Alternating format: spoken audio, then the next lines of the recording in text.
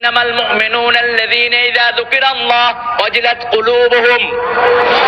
আমার মুমিনদের পরিচয় হলো যখনই আমার আল্লাহর জিকির শুনবে তাদের হৃদয়গুলো কন্দনরত হয়ে যাবে, তাদের হৃদয়গুলো ভিজে যাবে। মুমিন যখনই শুনবে আল্লাহর জিকির হচ্ছে, দুনিয়ার সব ছেড়ে দিয়ে তারা আল্লাহর জিকিরে অংশগ্রহণ করবে। আর যখনই তারা সুযোগ পাবে আয়াত তেলাওয়াত করবে কার?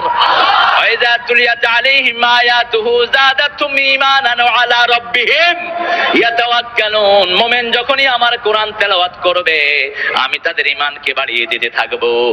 ঈমানকে বাড়াতে বাড়াতে এমন পর্যায়ে তারা চলে যাবে দুনিয়ার কাউকে তারা পরোয়া করবে না, একমাত্র আমি আল্লাহর উপরেই তারা ভরসা করবে।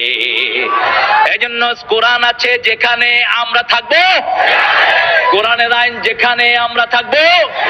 আল্লাহ রাব্বুল আলামিন বলছেন সফলতার জন্য প্রথম দিলাম ঈমান। এই ঈমানকে যদি তোমরা টিকিয়ে রাখতে চাও, এই ঈমানের পথে যদি চলতে চাও, প্রথম কাজ হলো নামাজ। প্রথম কাজ কি? আমরা বললাম আল্লাহ নামাজটাকে কিভাবে আদায় করব? তিনটা সূরত আল্লাহ নামাজের বলে দিয়েছেন। আল্লাহ প্রথম বলেছেন হাফিজু আলাস সালাওয়াতি ওয়াস সালাতিল ওয়াসতা। তোমরা নামাজগুলোকে হেফাজত করো, তবে স্পেশালি আসরের নামাজ। কোন নামাজ? আসরের নামাজ। আবার বললেন শুরুতেই বলেছেন নামাজকে কায়েম করো। নামাজ কায়েম মানে হলো, আমরা বললাম এই নামাজ কায়েমটা কার দায়িত্ব? বিশ্বনবী যতদিন মক্কায় ছিলেন নামাজ কায়েম তিনি করেন নাই, একা একা নামাজ পড়তেন, আল্লাহ ফরজ করে দেন নাই। কেমন আছে? যখনই মদিনায় গেলেন আল্লাহ বললেন আল্লাযীনা ইম্মাক্কান্নাহুম ফিল আরদি আকামুস সালাত ওয়া আতাউয যাকাত ওয়া আমারু বিল মা'রুফ ওয়া নাহাউ আনিল মুনকার। আমার কোন গোলামকে যখন আমি ক্ষমতায় বসাই তার প্রথম কাজ হলো সে নামাজ কায়েম করবে।